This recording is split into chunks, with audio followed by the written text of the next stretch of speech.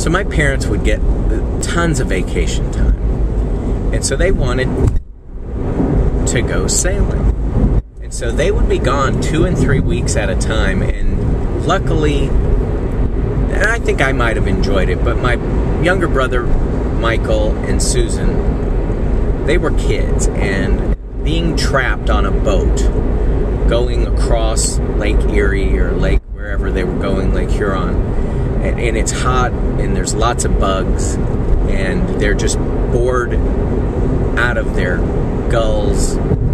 They've played every board game. So then they turn on each other, and then they turn on my parents, and so they're just trying to, they're itchy and bitchy and not having fun. Well, one time they had finally, they were at their wits' end, totally skin crawling.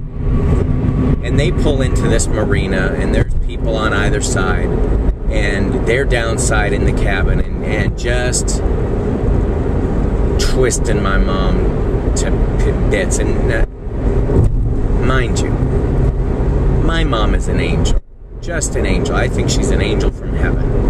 And she absolutely lost it. So she's down in the cabin with my brother and sister. My dad's on the top trying to tie up the boat or fix the rigging or something. They're in a marina. There's boats on either side. And my mom is completely out of her mind. She, for some reason, grabs the toaster by the cord and commences to spin it around. I guess she was gonna hit them with it, and she gets about 3/4 of a big old turn.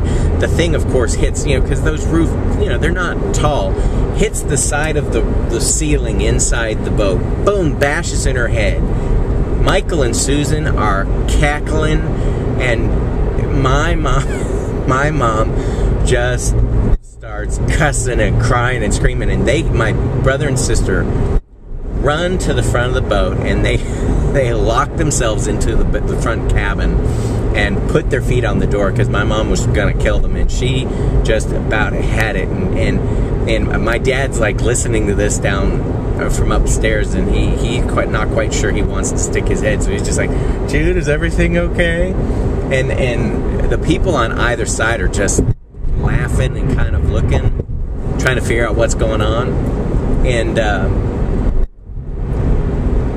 when they finally went out of the boat to go see what was going on, or to go to dinner or something, everybody in the boats next to them were just kind of sitting around waiting to see who was going to come out of that cabin.